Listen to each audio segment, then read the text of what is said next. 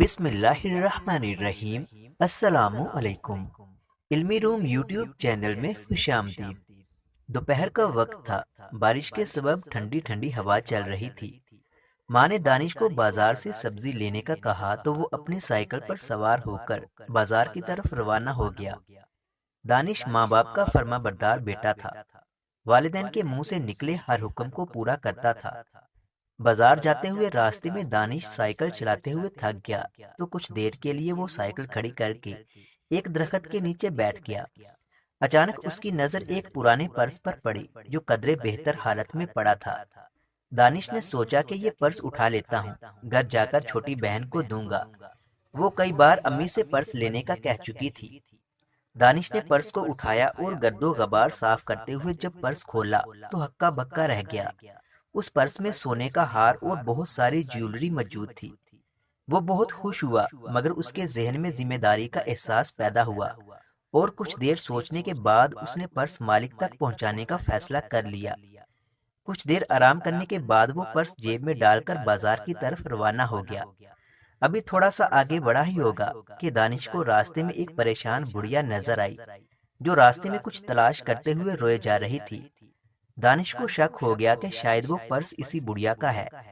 اس نے بڑھیا کے قریب سائیکل روک کر احتراماً کھڑے ہو کر پوچھا، اماں کیوں رو رہی ہیں؟ بڑھیا نے آنسو پوچھتے ہوئے جواب دیا، ارے ننھے بچے، میرا بیٹا بیمار ہے، اس کے علاج کے لیے گھر کا سامان بیچنے جا رہی تھی کہ پریشانی کے سبب میرا پرس گم ہو گیا ہے، بس اسی کو تلاش کر رہی ہوں۔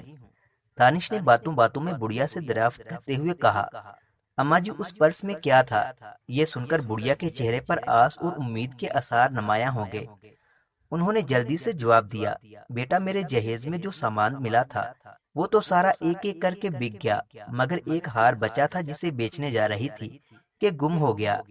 دانش کو جب پورا یقین ہو گیا کہ اسے ہار کا اصل مالک مل گیا ہے تو اس نے جیب سے پرس نکالتے ہوئے بڑھیا سے کہا، اماں جی یہ دیکھیں، یہی پرس تھا نا؟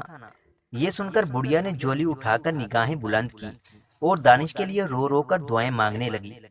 دانش کو بھی دلی خوشی ہوئی کہ اب اس کے بیٹے کا علاج ہو جائے گا۔ وہ بڑھیا کے ساتھ بازار کی طرف چل دیا۔ بازار پہنچنے ہی والے تھے کہ دانش کو کال کر کے ایک شخص نے بتایا کہ آپ ہسپتال پہنچ جائیں، آپ کے ابو جان کا ایکسیڈنٹ ہو گیا ہے۔ یہ سن کر وہ رونے لگا اور بڑھیا کو ساری بات بتا دی۔ بڑھیا بھی دانش کے ساتھ ہسپتال چل پڑی کیونکہ اس کا بیٹا بھی وہیں زیر علاج تھا۔ ہسپتال پہنچنے پر معلوم ہوا کہ ڈاکٹرز نے بتایا کہ دانش کے ابو جان کی طبیعت کنٹرول سے باہر ہے، اس کا آپریشن ہوگا جس کے لیے 70,000 روپے لگیں گے۔ دانش پریشان تھا کہ اب وہ اتنے پیسے کہاں سے لائے۔ دانش پریشانی کے عالم میں تھا اور اسے کچھ سمجھ نہیں آ رہا تھا۔ اتنے میں بڑھیا بولی، یہ لو بیٹا، یہ ہار بیچ دو اور اپنے ابو کا علاج کروا لو، اب مزید دیر نہیں ہو سکتی۔ میرے بیٹے سے بھی آپ کے ابو کی جان قیمتی ہے کیونکہ آپ نے مجھے میرا پرس دے کر اپنا فرض پورا کیا۔ بڑھیا کا ہار اور جیولری 2 لاکھ میں بکے تھے جس سے دانش نے اپنے ابو جان کا علاج کروایا اور باقی پیسے اماں جی کو واپس کر دیے اور اس کے بیٹے کے علاج کا بھی بندوبست ہو گیا۔ اس طرح دونوں کی جانیں بچ گئیں۔ اس کہانی سے یہ سبق ملتا ہے کہ نیکی کبھی ضائع نہیں جاتی۔ دانش کو اپنی نیک نیت اور اچھائی کا بدلہ مل گیا۔ اگر ویڈیو اچھی لگی ہے تو مزید اس طرح کی کہانیاں سننے کے لیے ہمارے یوٹیوب چینل کو سبسکرائب لازمی کریں۔ ملتے ہیں اگلی ویڈیو میں، تب تک کے لیے اللہ حافظ۔